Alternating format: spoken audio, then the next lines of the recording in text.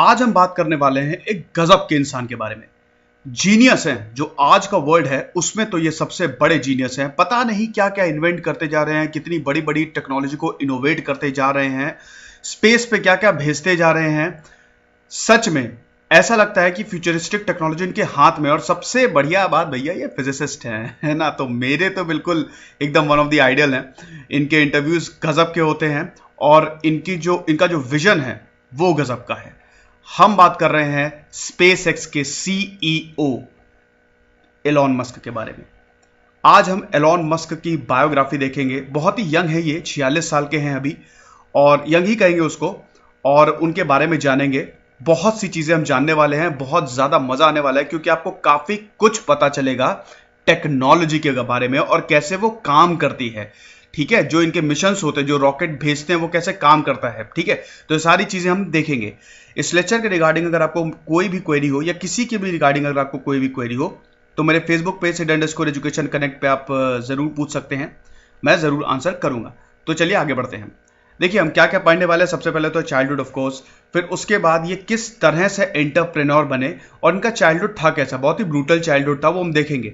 और कैसे फिर एंटरप्रेन्योर बने, इनकी कंपनीज के बारे में और इनके फेलियर्स के भी बारे में जानेंगे। ठीक है, जाहिर सी बात है हर सक्सेसफुल इंसान के जिंदगी में फेलियर्स होते हैं। और फिर ये स्पेस एक्स सबसे बड़ी चीज, प्राइवेट फंडेड कंपनी है भैया, और नासा को बहुत ज़बरदस्त तरीके से हेल्प करती है। कहाँ से कहाँ पहुँच गई है इसके बारे में जानेंगे। जो रॉकेट से भेजते हैं उनकी टेक्नोलॉजी के बारे में जानेंगे और देखेंगे कि वो कैसे काम करती है, इसलिए बहुत ज़रूरी है ये। फिर उसके बाद फ्यूचर इंटेलिजेंस और आर्टिफिशियल इंटेलिजेंस, फ्यूचर टेक्नोलॉजी, बहुत सी चीज़ें ये करते हैं और बहुत सी चीज़ें बोलते भी हैं और करके भी दिखाते हैं। और ऐसी ऐसी चीज़ें जो एकदम कल्पना के परे है वो देखेंगे। और भैया आर्टिफिशियल इंटेलिजेंस के बारे में इनका क्या कहना है, बहुत ही खतरनाक टेक्नोलॉजी, ये सारी चीज़ें हम देखने वाले हैं। तो इंतजार किस बात का, आगे बढ़ते हैं। देखिए सबसे पहले हम चाइल्डहुड देखते हैं। मस्क का जो जन्म है वो 1971 28 जून को हुआ था। साउथ अफ्रीका में हुआ था, प्रिटोरिया में भैया, ट्रांसवाल, गांधी जी वाला ट्रांसवाल। ठीक है, वहां पे इनका जन्म हुआ था। और ये माय मस्क के और एरोल मस्क के बेटे थे। हालांकि बहुत जल्दी इनका डाइवोर्स हो गया था, इन दोनों एरोल मस्क और माय मस्क का। और उसके बाद ये चॉइस दी गई थी एलॉन मस्क को कि आपको रहना किसके साथ है।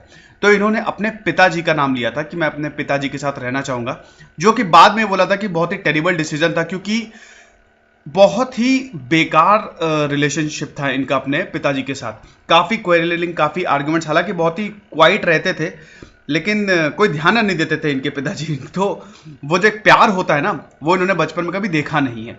दूसरी बात ये है, ये तो ही पहली बात। दूसरी बात ये है, इनको भयंकर बुली किया जाता था। और ये सबसे खतरनाक चीज होती है किसी भी लड़के के लिए या जो भी छोटा है। तो मैं ये बिल्कुल सबसे बोलना चाहूंगा कि प्लीज किसी का मजाक मत उड़ाइएगा कभी भी, क्योंकि मजाक मजाक में ही चीजों को बहुत इंटेंशनली हर्ट, मतलब उस बुरा लगने के पर्पज से वो चीजें बोली जाती हैं। और बुली तो बिल्कुल भी मत किया कीजिए। जो भी, मतलब मैं यही उम्मीद करता हूँ कि कोई करता नहीं होगा, लेकिन अगर आसपास भी अगर आपको लगे कि कोई है तो प्लीज उनको रोक दीजिए, क्योंकि ये जो घाव है ना, ये बहुत सालों तक रहते हैं और ये जल्दी ठीक नहीं हो पाते। ठीक है, तो बहुत बुली किया जाता था, बहुत पिटते थे लड़के, इनको बहुत पीटते थे। जो इनके स्कूल लाइफ, बहुत ही टेरिबल इनकी स्कूल लाइफ रही है। और ढूंढ ढूंढ के पीटते थे, खाना खा रहे तो पिट रहे। एक बार इनको सीढ़ियों से फेंक दिया था इनके जो फेलो साथी थे। ठीक है, तो दोस्त थे नहीं, लेकिन सहारा इनको बहुत बढ़िया था। किसका सहारा था? बुक्स का सहारा। बहुत ही ज्यादा पढ़ते थे उस समय, 200 पेज 100 पेज, ये बिल्कुल इनकी आदत पड़ गई थी भैया। अब जब इंसान अकेला रहता है ना, तो फिर वो बुक्स ही पढ़ता है, उसी की तरफ जाता है। और किस्मत का भी कुछ प्लान्स तो होते ही हैं सबके लिए। तो एलॉन मस्क के लिए तो अलग ही उन्होंने प्लान करके रखा हुआ था। ठीक है, तो पूरा पढ़ते थे। बाकी इनका चाइल्डहुड बहुत टेरिबल था, बहुत ही मारे जाते थे ये, और बहुत पीटे जाते थे। और उनके एक यंगर ब्रदर थे, किम्बल मस्क। इनसे इनकी ट्यूनिंग बहुत अच्छी रही है। अभी मैं हाल ही में इनका इंटरव्यू देख रहा था। जोनाथन नोलन, जो कि क्रिस्टोफर नोलन के भाई हैं। क्रिस्टोफर नोलन मेरे फेवरेट हैं, one of the top most director हैं, जिन्होंने इंटरस्टेलर और बहुत अच्छी अच्छी मूवीज बनाई है। तो उसमें किम्बल मस्क आए थे और काफ़ी दोनों हंसी मजाक किया था। वो फेसबुक पे, सॉरी यूट्यूब पे अवेलेबल है, आप चाहे तो देख सकते हैं। तो इनसे ट्यूनिंग बहुत बढ़िया है एलॉन मस्क की, ठीक है। और इनकी ये यंगर सिस्टर हैं, जो कि हाफ सिस्टर है इनकी, जो कि 1974 में बॉर्न हुई थी और 1980 में इनके पेरेंट्स का डाइवोर्स हो गया था। उसके बाद एलॉन मस्क ने बोला कि नहीं, मैं अपने पिताजी के साथ ही रहूंगा, ठीक है। अब देखिए, चाइल्डहुड तो खराब था, पढ़ने लगे। सबसे बड़ी बात देखिए, उस समय ये क्या करने लगे, टेक्नोलॉजिकल इंटरेस्ट लेने लगे, साइंटिफिक टेम्परामेंट अपने आप में डेवलप करने लगे। उस समय जब टेक्नोलॉजी इतनी ज्यादा कोई खास नहीं थी और कंप्यूटर का जस्ट बिगिनिंग हुई थी, इन्होंने एक अपना वीडियो गेम टाइप बनाया, ठीक है। एक अपनी कंप्यूटर प्रोग्रामिंग बनाई और बेसिक्स पूरा सीखने लगे। जो बेसिक प्रोग्रामिंग होती है कंप्यूटर की, वो पूरा इसमें जबरदस्त तरीके से इसको सीखने लगे और उसी को यूज करके इन्होंने ब्लास्टर, उस वीडियो गेम का नाम था, वो बनाया और उसको बेच दिया। तो आप समझ रहे हैं कि इतनी, देखिए आजकल तो चीजें बहुत इजी हैं, बिल्कुल इजी हैं, उस समय इतना आसान था नहीं भैया। 90s के तो एरा में, जो 90s और 2000 के तो एरा में, जो आज आप ब्लैक एंड व्हाइट फोन देख रहे हैं, वही 10,000 का बिकता था। उस समय बहुत बड़ी बात थी, ठीक है। तो जब खेलने कूदने की उम्र होती है और इंसान को पता ही नहीं होता कि करना क्या है, उस समय ये एकदम टेक्नोलॉजिकल इन्वेंशन में रख गए, ठीक है। और 12 साल की उम्र में पूरा का पूरा जुट गए ये कंप्यूटर प्रोग्रामिंग में, बहुत ही ज्यादा इनको बूस्ट मिला। एक चीज और बताना चाहता हूं, एलॉन मस्क ना खुद से ही एक्सपर्टीज हमेशा होते रहे, मतलब खुद से ही, अगर उनको कोई चीज नहीं आ रही तो ये नहीं कि बैठ के वेट कर रहे हैं, बुक उठाई पढ़ना शुरू कर दिया। इवन स्पेस एक्स में भी इनको बहुत ज्यादा कोई नॉलेज नहीं थी उस समय, बहुत बड़ी डिग्री नहीं थी स्पेस ट्रैवल की या स्पेस प्रोग्राम्स की। इन्होंने बुक खरीदी, पढ़ी और उसको इंप्लीमेंट किया, ये बहुत बड़ी बात है। और एलॉन मस्क एक और चीज कहते हैं, ये जो अपने एम्प्लॉयर्स को भी देखिए, एक तो इनकी टीम बहुत बढ़िया है, ये हमेशा से टीम को बहुत ज्यादा, कहीं पे भी अगर आप इनके इंटरव्यूज देखेंगे, आर्टिकल्स पढ़ेंगे, तो खुद इतना क्रेडिट नहीं लेते, लेकिन अपने टीम को बहुत आगे करते हैं। और ये हमेशा इस बात पे एम्फेसिस देते हैं, जो कि एक ग्रेटनेस की हमेशा, मतलब जो महान लोग हैं उनकी, जो महान एंटरप्रेन्योर्स रहे हैं उनकी, ये हमेशा पहचान रहती है कि वो डिग्री को इतना महत्व नहीं देते हैं। तो एलॉन मस्क भी उनमें से एक है, बोलते हैं भैया टैलेंट हो, स्पेसएक्स में आ जाओ, काम करो, मुझे डिग्री से कोई मतलब नहीं, मुझे इन्वेंशन दो, मैं तुमको पैसा दूंगा। जैसे सुभाष चंद्र बोस बोलते थे, तुम मुझे खून दो, मैं तुमको आजादी दूंगा। काश ऐसा भारत में भी हो जाए, लेकिन भारत में भी बहुत टैलेंट है, लेकिन वो यूज नहीं हो पा रहा है क्योंकि गवर्नमेंट विल नहीं है। खैर वो अलग कारण है, ठीक है। तो जैसा कि मैं ऑलरेडी बता चुका हूं, बहुत ही शांत स्वभाव के थे और बहुत मारे जाते थे, स्कूल में बुली किए जाते थे। अच्छा, एक इंसिडेंट और बताना चाहूंगा कि एक बार इनको लड़के ने इतना मारा था कि जब तक ये बेहोश नहीं हो गए थे तब तक मारते रहते लड़के इनको, और बेहोश होने के बाद भी मारा था, हॉस्पिटलाइज्ड हो गए थे ये, ठीक है। तो इस तरह का था, ठीक है। बाकी ये फर्दर ग्रेजुएट होते हैं उसके बाद प्रीटोरिया बॉयज स्कूल से। फिजिक्स में हमेशा से इनको बहुत जबरदस्त इंटरेस्ट रहा है और फिजिक्स हमेशा से इनका पहली प्रायोरिटी रही है। चलिए आगे देखते हैं। एक्स्ट्रा ऑर्डिनरी थे ये, ठीक है, और बहुत ही ब्राइट स्टूडेंट है शुरू से ही। देखिए ब्राइट तो रहेंगे ही, है ना, वो तो कोई है ही नहीं, चॉइस ही नहीं है, ठीक है। तो जैसा कि मैंने बताया, फिजिक्स इनको बहुत प्यार था। देखिए फिजिक्स एक ऐसी चीज है, मैं हमेशा ये बोलता हूं कि जिस देश की फिजिक्स डेवलप है उस देश को डेवलप करना ही है, और जिसको फिजिक्स से प्यार हो गया वो तो कमाल ही है, समझ लीजिए। भारत में बहुत अलग सर्कमस्टेंसेस हैं, लेकिन बाहर ऐसा नहीं है, ठीक है। तो फिजिक्स बहुत इंपॉर्टेंट है और ये बहुत जल्दी ये समझ गए थे भैया टेक्नोलॉजिकल इन्वेंशन कहां से होते हैं, जब फिजिक्स आप समझेंगे। सबसे टफेस्ट सब्जेक्ट है वर्ल्ड का और सबसे इंटरेस्टिंग सब्जेक्ट भी है, ठीक है। तो इन्होंने फिजिक्स को बहुत अच्छे से समझी, प्लस कंप्यूटर प्रोग्रामिंग, ये दो कॉम्बिनेशन अगर मिल गए तब तो समझ लीजिए कि आप तो सोने की चिड़िया हैं, सोने की क्या, हीरे की चिड़िया है, इतना जबरदस्त कॉम्बिनेशन होता है, ठीक है। तो 17 साल की उम्र में ये कनाडा मूव कर जाते हैं, क्वींस यूनिवर्सिटी, और वहां पे पूरा का पूरा जो मिलिट्री सर्विस है उसको अवॉइड करने के लिए। देखिए पहले क्या होता था कि आपको कुछ साल जो है वो मस्ट होते थे, अगर आप मतलब कुछ साल आपको मिलिट्री में देने होते थे, ठीक है। अलग अलग, हालांकि शहर की अलग अलग रूल्स रहते थे, लेकिन ये मैंडेटरी था लगभग, ठीक है। तो उसके बाद फिर अगेन 1992 में उन्होंने फिर लेफ्ट किया और बिजनेस स्टडी की, फिर फिजिक्स स्टडी की, फिर फाइनली उनको फिजिक्स की डिग्री मिलती है और इकोनॉमिक्स की। तो देख रहे हैं कि मल्टी टैलेंटेड इंसान थे, और एक इंटेलेक्चुअल वही होता है जो हर चीज की स्टडी गैदर करे, हर चीज की नॉलेज गैदर करे और उसको एक कंस्ट्रक्टिव पाथ में ले आए, ठीक है। तो ये एलॉन मस्क ने किया था, ठीक है। अब जस्टिन विल्सन इनकी पहली बीवी थी, जो कि एस्पायरिंग राइटर थी, उनसे मिलते हैं, नजरों से नजरें मिली, ठीक है। और फाइनली इनके 5 सन्स हैं, आपको बता दूं, हाँ ठीक है, ये 5 बच्चों के पिता हैं और इनका डिवोर्स हो जाता है। ठीक है, दूसरी बीवी का नाम बता सकते हैं? चलिए कमेंट बॉक्स में बताइए। ठीक है, तो ये सारी चीजें थी।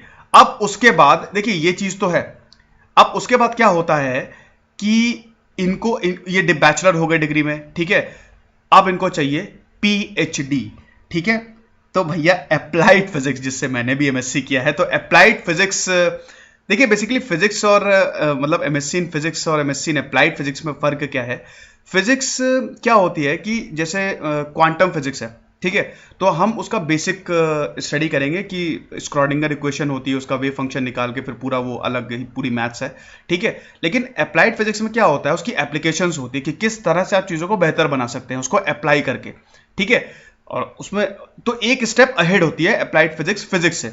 ठीक है, तो इन्होंने पीएचडी परस्यू करी अप्लाइड फिजिक्स से, लेकिन 2 दिन बाद ही उन्होंने वो छोड़ दिया। ठीक है, 1995 की बात है ये। ठीक है, कैलिफोर्निया गए थे ये, और पीएचडी अप्लाइड फिजिक्स में मटेरियल साइंस से, ये भी इंपॉर्टेंट चीज है, मटेरियल साइंस से, जो कि सबसे इंपॉर्टेंट है। देखिए मटेरियल साइंस मतलब क्या है कि हम आसपास मटेरियल से घिरे हुए हैं। ठीक है, अरे वुड है ना, वुड हो गया, और आपके कुछ भी आप ले लीजिए, एसी ले लीजिए, उसमें भी मटेरियल्स है ना, अंदर मटेरियल्स पूरे के पूरे लगे हुए हैं, और पूरी सेमीकंडक्टर की स्टडी और पूरा का पूरा। ठीक है, तो वो मटेरियल्स की स्टडी बहुत इंपॉर्टेंट होती है, और मटेरियल्स में होते क्या है, बॉन्डिंग होती है, कोवलेंट बॉन्डिंग होती है, अलग अलग तरह की बॉन्डिंग होती है, इलेक्ट्रॉन्स के बिहेवियर को समझना होता है कि किस तरह से इलेक्ट्रॉन अलग अलग मटेरियल्स में बिहेव करता है, मतलब रिवॉल्विंग होती है ना न्यूक्लियस के अराउंड। ठीक है, खैर वो पूरी फिजिक्स है, मैं ज्यादा घुसूंगा तो पूरी फिजिक्स में ही मतलब पूरा लेक्चर फिर फिजिक्स का ही हो जाएगा। ठीक है, तो मटेरियल साइंस में उन्होंने अप्लाइड फिजिक्स से पीएचडी परस्यू की स्टैनफोर्ड यूनिवर्सिटी में, बट उसको 2 दिन बाद ही छोड़ दिया, क्योंकि वो चाहते थे मुझे बनना है एंटरप्रेन्योर। ठीक है, तो अपने एंटरप्रेन्योर बनने के लिए, उस एस्पिरेशन को पूरा करने के लिए इंटरनेट के एरिया में उन्होंने अपने पीएचडी छोड़ दिया अप्लाइड फिजिक्स से। ठीक है, और 2002 में फिर वो यूएस सिटीजन भी बन जाते हैं। ठीक है, साउथ अफ्रीकन बॉर्न थे, और फाइनली इनको यूएस की नागरिकता मिल जाती है। और स्पेस एक ऐसी चीज थी जो जिसने इनको खासा अट्रैक्ट किया। ठीक है, तो ये सारी चीजें थी। अब हम देखते हैं इनके कुछ इंपॉर्टेंट जो कंपनीज हैं उसकी मतलब उसकी फाउंडेशन कैसे रही। तो क्या होता है अब कि 1995 में ही ये अपने भाई किम्बल के साथ Zip2 नाम की एक वेब सॉफ्टवेयर कंपनी इस्तेमाल करते हैं। ठीक है, और वेब सॉफ्टवेयर कंपनी होती है, ठीक है, Zip2 नाम की होती है, ये आप याद रखिएगा। और इसमें यहां से मनी का देखिए, अगर आपको कोई कंपनी शुरू करनी है तो या तो आपके पास अथाह पैसा हो, जो कि एलॉन मस्क के पास था नहीं।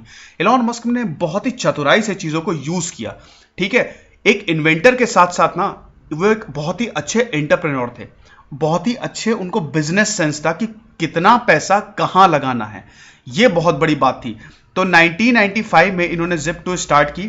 ठीक है, और एंजल इन्वेस्टर्स, अच्छा एंजल इन्वेस्टर्स क्या होते हैं, कौन होते हैं भैया, बता सकते हैं मुझे? चलिए अच्छा आप एक ट्राई कीजिए, कमेंट बॉक्स में बताइए। देखिए नाम से देखिएगा एंजल इन्वेस्टर्स, भाई कुछ ना कुछ तो सपोर्टिव होगा इनका।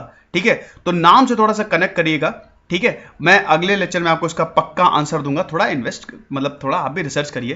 ठीक है, तो ये एंजल इन्वेस्टर्स जो होते हैं वो मनी पूरा का पूरा फंड रेज करते हैं इनकी कंपनी के लिए, Zip2 के लिए। ठीक है, और एक बहुत ही जबरदस्त ये कंपनी थी, इसके बारे में थोड़ा चलिए आपको बताता हूं। फ्यूचरिस्टिक सॉफ्टवेयर बेसिकली इन्होंने डेवलप किया था, और उसके बाद Zip2 को बेसिकली चाहते थे कि Zip2 के चेयरमैन बने, लेकिन बोर्ड मेंबर्स तो जो थे Zip2 के, उन्होंने बिल्कुल साफ मना कर दिया कि आप नहीं बनेंगे। तो इन्होंने उसके बाद फिर कॉम्पैक को पूरा का पूरा ये क्या कहता है कि सेल कर लिया। और कॉम्पैक उस समय की बहुत ही बड़ी कंपनी थी जो पीसीज बनाती थी। 307 यूएस मिलियन डॉलर पूरा का पूरा कैश में बेचा गया था। ठीक है, तो ये सारी थी, और मस्क को उस समय 22 यूएस मिलियन डॉलर मिले थे, यानी कि जो Zip2 इन्होंने कॉम्पैक्ट को बेची थी उससे इनको 1995 की पूरी बात है 22 मिलियन डॉलर मिले थे, जो कि 7% थे इनके शेयर के। ठीक है, तो ये सारी चीजें थी। फाइनली जो मेन चीज थी 1999 में इन्होंने एक्सकॉम बनाई। एक्सकॉम बाद में पेपाल बनी। पेपाल तो अभी बहुत बड़ी कंपनी है भैया, जैसे पेटीएम है ना वैसे ही पेपाल है, पूरा ऑनलाइन पेमेंट। उस समय आप सोच 1999 में अगर कोई ऐसी कंपनी आ रही है जो पूरा का पूरा ऑनलाइन चीजें देखेगी, वो तो हिट होनी ही होनी है ना। हमारे यहाँ तो अभी 3-4 साल से जब से डिमोनेटाइजेशन हुआ है उसके बाद से बहुत ज्यादा स्पेस पकड़ी है, मतलब पेस पकड़ी है।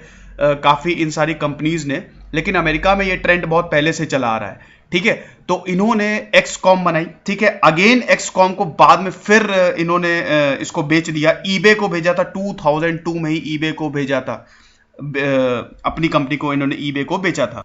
और $165 मिलियन एलॉन मस्क को मिले थे। $165 मिलियन, आप इसको डॉलर के कितनी रुपीज है, मतलब क्या वैल्यू है अभी डॉलर, मतलब सॉरी रुपीस की क्या वैल्यू है डॉलर के इक्विवेलेंट, मुझे एक्चुअली आइडिया नहीं है। 65, 67, 68 जितनी भी वैल्यू हो इससे मल्टीप्लाई कर लीजिएगा, और 1 मिलियन कितने होते हैं, 10 लाख होते हैं ना, तो आप समझ रहे हैं $165 मिलियन US।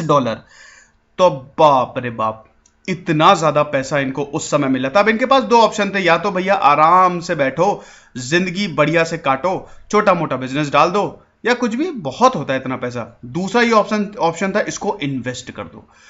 तो इन्होंने क्या किया, दूसरा ऑप्शन चुना और इन्वेस्ट करना शुरू कर दिया। ठीक है, इस जो भी इससे पैसा मिला और पूरा का पूरा इन्वेस्ट करना इन्होंने शुरू कर दिया, और यही पेपाल बाद में बहुत बड़ी, one of the biggest online company बनी, और कुछ ही महीनों में इसके मिलियंस मिलियंस यूजर हो गए, जो कि एक बहुत बड़ी अचीवमेंट ही होने ही थे। ऑनलाइन प्लेटफॉर्म था बहुत बड़ा। ठीक है, चलिए आगे देखते हैं अब क्या होता है। तो हम ऑलरेडी डिस्कस ये कर चुके हैं कि ईबे को काफी इन्होंने कंपनी बेच दी, उससे पैसा कमाया, उसके बाद उन्होंने इन्वेस्ट किया। अब देखते हैं, देखिए 2002 में इनका ये मिशन था, एलॉन मस्क चाहते थे कि पूरी तरह से मार्स को कॉलोनाइज किया जाए, जिसको मार्स ओएसएस का नाम दिया गया। ये इनका मिशन था और इनका ड्रीम अभी भी है, हालांकि वो पूरा नहीं हो पाया है, काफी रीजंस हैं उसके, लेकिन मून और मार्स पे ह्यूमन सिविलाइजेशन को लेके जाया जाए, ताकि जब कभी ना कभी तो धरती खत्म होगी, और मतलब जब ऐसा कुछ आए तो हमारी जो फ्यूचर जनरेशन है वो सफर ना करे, वो ना भुगते। तो इससे पहले सारी की सारी सेटलमेंट उठा के वहां पे रख दो, ताकि कोई दिक्कत ना हो, ऑलरेडी कॉलोनाइजेशन का काम शुरू कर दो। ठीक है, और स्पेस ड्रीमर ये बहुत शुरू से ही थे। ठीक है, हमेशा से ही स्पेस के बारे में ही ये बिल्कुल ड्रीम करते रहते थे, और इन्होंने अपना ड्रीम परस्यू और सर्च करके भी दिखाया। ठीक है, तो अब क्या होता है कि 2002 में ही स्पेस एक्स की स्थापना अब शुरू होने लगती है, वो आइडिया जो है वो जन्म लेने लगता है। तो अब क्या होता है कि ये पूरा का पूरा स्पेस में कंट्रीब्यूट करने लगते हैं। अब इनको चीजें बिल्ड करने के लिए, मिसाइल्स तो नहीं, लेकिन रॉकेट्स बिल्ड करने के लिए चाहिए इंस्ट्रूमेंट्स, सामान चाहिए। तो सामान लेने के लिए जाते हैं रशिया। अब प्रॉब्लम ये होती है कि रशिया में खाली हाथ आते हैं। देखिए रशिया में क्या होता है कि जो चीफ से मीटिंग होती है वो बहुत अच्छी नहीं जाती है, बहुत ही खराब मीटिंग होती है। 3 ICBMs खरीदने के लिए पूरा का पूरा मीटिंग होती है, लेकिन पूरा का पूरा खाली हाथ आना पड़ता है, कुछ इनको मिलता नहीं है। तो इससे बहुत इनका दिमाग भी खराब होता है और कहते हैं कि यार अब क्या। ठीक है, पैसा तो था लेकिन था नहीं, तो उसके बाद वापस, और 2001 की बात है ये, 2001 की पूरी बात है ये। ठीक है, तो फाइनली चीजों को ये अपने हाथ में लेते हैं और बहुत डिस्कशन करते हैं उसके बाद, और पूरा का पूरा एक प्रॉफिट को कैलकुलेट करते हैं, कितना पैसा लगेगा। बेसिकली स्पेस एक्स, हालांकि हम स्पेस एक्स में अभी बात करेंगे थोड़ी देर में, ये बहुत बड़ी कंपनी है जो कि चीजों को ले जाती है। बहुत ही अगर सिंपल वर्ड में बात करें, ठीक है, चीजों को ले जाने का मतलब क्या है कि देखिए सैटेलाइट आप कैसे छोड़ेंगे, रॉकेट के ऊपर ही तो छोड़ेंगे। तो लॉन्च व्हीकल होता है बेसिकली, जिस हिसाब से अगर हमको कहीं पे जाना होता है, हम बस या ट्रेन या plane as a medium choose करते हैं, वहीं सैटेलाइट को अगर स्पेस में हमको लोअर ऑर्बिट में छोड़ना है अर्थ की, तो वो रॉकेट से हम छोड़ेंगे, उसके द्वारा छोड़ते हैं। ठीक है, तो वो कितना ज्यादा कम हो सकता है और कितना इफेक्टिवली उसको यूज किया जा सकता है, वो सब स्पेस एक्स देखती है, प्राइवेट कंपनी है वो। ठीक है, 2002 में सब कुछ कैलकुलेट करते हुए, पूरा का पूरा एक एक चीज पे डिस्कशन करते हुए, finally Elon Musk space exploration technology, जिसको हम स्पेस एक्स, जिसका शॉर्ट नेम है, उसका जन्म होता है, जहां से इनकी किस्मत अब बदलने वाली है। ठीक है, हालांकि ये 3 कंपनीज के मोटे मोटे तौर पे मालिक है। स्पेस एक्स के तो पूरे के पूरे ही हैं, उसके बाद इनकी एक सोलर सिटी करके है, और एक टेस्ला मोटर्स तो गजब की है, नाम ही इतने महान इंसान पे पड़ा है, जो कि वन ऑफ द जीनियस रहे हैं टेस्ला, उन्हीं की वजह से ही आज सब कुछ है, वो ना होते तो कुछ होता ही नहीं। इलेक्ट्रिक कार्स, ऐसी कार जो बिजली से चले, और ड्राइवरलेस कार, जिसमें ड्राइवर ही ना हो, पूरा का पूरा ऑटोमेटेड हो, ऐसी कार्स टेस्ला बनाती है और सफल भी रही है। और अभी आप आने वाले सालों में देखेंगे कि क्या क्या हो जाएगा, हालांकि टेस्ला पे हम अगले पार्ट में बात करेंगे। ठीक है, तो अब स्पेस एक्स के बारे में जानते हैं। जैसा कि मैंने बताया, $100 मिलियन का इनका अच्छा खासा फॉर्च्यून था, उससे इन्होंने स्पेस टेक्नोलॉजी को फाउंड किया। और ये इतनी सारी चीजें हैं, ये अपनी सब कुछ यही है। टेक्नोलॉजिकल ऑफिसर तो रहेंगे ही रहेंगे बेसिकली, क्योंकि पूरी की पूरी टेक्नोलॉजी इनके हाथ में है। ठीक है, किस तरह से डेवलप करना है और कैसे डेवलप करना है। देखिए, अब जैसा कि मैंने बताया कि स्पेस एक्स क्या करती है, स्पेस एक्स रॉकेट्स बनाती है जिनको हम फाल्कन 1 और फाल्कन 9, ये पूरी की पूरी सीरीज है, ये बोलते हैं। ये रॉकेट्स क्या करती है, सैटेलाइट को ले जाती है जो कि लोअर ऑर्बिट पे छोड़ती है। ठीक है, सैटेलाइट्स या कोई भी कुछ भी हो, कोई भी मिशन हो सकता है, CIA का कोई मिशन हो सकता है, उसके अगर निगरानी करनी है या जो भी ले जाना हो स्पेस पे, जो भी जरूरतें हो, जो वहां पे स्पेस स्टेशन होते हैं, उनकी जो भी जरूरत है उसको मतलब उसको ये फुलफिल करती है स्पेस एक्स जो कंपनी है। अब आगे बढ़ते हैं। 2006 में स्पेस एक्स को फिर ये कॉन्ट्रैक्ट मिलता है कि आप पूरा का पूरा अच्छे से डेवलपमेंट को कंटिन्यू करिए। और इनकी जो रॉकेट सीरीज का है वो फैल्कन 1 और फैल्कन 9 और जो ड्रैगन है पहला स्पेस क्राफ्ट जो उन्होंने बनाया था। हालांकि 2008 में जब लॉन्च होता है तो कंसेक्यूटिव फेलियर्स हो जाते हैं। ठीक है, 1 2 3 कंसेक्यूटिव फेलियर्स होते हैं जो कि बहुत बड़ी प्रॉब्लम हो जाती है, क्योंकि उस समय स्पेस मतलब एलॉन मस्क को काफी लॉस हो जाता है इस फेलियर्स की वजह से। भैया billions and billions of dollars लगते हैं इन मिशंस को पूरा करने में, और अगर ये फेल होते हैं तो बहुत हालत खराब हो जाती है। ठीक है, ऊपर से ये प्राइवेट है, सरकारी तो है नहीं जो उठा के खड़ा कर दे, है ना, वहां से फंडिंग कहां से लाएंगे, तो इन सब की बड़ी प्रॉब्लम होती है। अच्छा, एक चीज और बताना चाहूंगा, जैसा कि मैं पहले भी बताया था कि एलॉन मस्क ने एक इंटरव्यू में कहा था कि मुझे मेरी जो पूरी की पूरी जो सक्सेस है वो मेरी टीम की वजह से है। जब भी वो टीम चुनते हैं ये बहुत ही सोच समझ के चुनते हैं। ठीक है, डिग्री भले बड़ी ना हो लेकिन काबिलियत बड़ी होनी चाहिए। ठीक है, इस चीज को दिमाग में रखते हुए ये चीज मतलब अपनी पूरी की पूरी टीम बनाते हैं और कमाल भाई कर दिखाया है उसके बाद तो। ठीक है, चलिए अब आगे देखते हैं। अब उसके बाद क्या होता है कि 2012 में स्पेस एक्स के बारे में हम थोड़ा सा और जानते हैं। 2012 में पूरा का पूरा जो 3 में से 2 हिस्सा है वो इनके ओनर यानी कि एलॉन मस्क के पास है। ठीक है, ये पूरी की प्रेजेंट वर्थ बेसिकली मैंने आपको दिखाई है स्पेस एक्स की कितनी है। और उसके बाद फंडिंग में इनको लगातार मिलती रहती है, गूगल से भी फंडिंग, क्योंकि प्राइवेट कंपनी है तो फंडिंग का इशू रहता है गूगल से कंपनी। और अब तो खैर इतनी ज़्यादा सक्षम खुद ही हो गई है कि प्रॉफिट कमा कमा के ही पता नहीं क्या क्या करते जा रहे हैं। अभी तो एलॉन मस्क बोल रहा है कि मैं अर्थ के पूरे अराउंड स्टार लिंक बिछाऊंगा। स्टार लिंक मतलब ये सैटेलाइट्स और छोटे छोटे नेटवर्किंग स्टेशन होंगे जो पूरे के पूरे दुनिया को, चाहे कहीं पे भी हो, किसी भी प्लेस पे हो, फ्री इंटरनेट प्रोवाइड करेंगे। ठीक है, बहुत जबरदस्त विजन है, 12,000 का पूरा ये नेटवर्क होगा। ठीक है, तो ये सारी चीजें हैं। अच्छा, एक चीज और, स्पेस एक्स के जो फाल्कन 1 से पूरा 9 है, मैं आपको अगले पार्ट में बताऊंगा कि काम कैसे करते हैं और एक्चुअली ये किस तरह से ऑर्बिट में रिवॉल्व करते हैं, उनका काम क्या होता है, सैटेलाइट्स का काम होता है। इस पर हम थोड़ा अगले पार्ट में ज्यादा अच्छे से बात करेंगे। ठीक है, तो ये आप देख सकते हैं कि क्या क्या मतलब जो टाइमलाइन है इनकी कि 2015 में स्पेस एक्स को $1 बिलियन मिले गूगल से। उसके बाद फिर अगेन अभी जो प्रेजेंट है, जो प्रेजेंट वर्थ है स्पेस एक्स की वो $21.5 बिलियन लगभग है। देखिए प्रेजेंट वर्थ जो होता है वो टोटल वैल्यू आपकी कितनी है, आप कितने आपके पास मान लीजिए 100 रुपए हैं। ठीक है, तो आपकी प्रेजेंट वर्थ कितनी होगी, 100 रुपए। सिर्फ एक एग्जांपल दे रहा हूं, हाइपोथेटिकल एग्जांपल है ये। ठीक है, प्रेजेंट वर्थ मतलब होता है कि आप मतलब जो भी लायबिलिटीज हैं उसको माइनस करके जितना भी आपके पास बचता है, कितनी वैल्यू है आपकी अगर इन टोटल सम अप करें। ठीक है, तो ये प्रेजेंट वर्थ होती है। तो बहुत बड़ी रकम हो गई ना, और ये बढ़ती ही जा रही है। अभी स्पेस एक्स के मतलब 3 लॉन्च इनके ऑर्बिटल लॉन्च व्हीकल हैं, साइट्स हैं। एक तो केप कार्निवल में, उसके बाद वैंडनबर्ग, उसके बाद कैनेडी स्पेस। भैया जिस तरह से ट्रेन बसों के लिए स्टेशन होते हैं, बस स्टेशन होते हैं, जंक्शन होता है, वैसे ही रॉकेट्स को लॉन्च करने के लिए ना ये ऑर्बिटल्स लॉन्चेस होते हैं। ठीक है, ये बेसेस होते हैं, यहां से रॉकेट्स को लॉन्च किया जाता है। ठीक है, तो ये सारी चीजें थी। हालांकि 4th इनका जो प्लान है वो ब्राउनविल टेक्सास में है। ठीक है, मतलब यहां पे ही वो डेवलप करेंगे। चलिए अब आगे देखते हैं। देखिए आर्टिफिशियल इंटेलिजेंस ये probably one of the most important thing है जिसपे एलॉन मस्क काफी एम्फेसिस देते हैं और बहुत ही चिंतित हैं। वो बोलते हैं कि आर्टिफिशियल इंटेलिजेंस एक ऐसी चीज है जो 3rd वर्ल्ड वॉर तक को जन्म दे सकता है, तो इससे हमको बच के रहना चाहिए बहुत ज्यादा।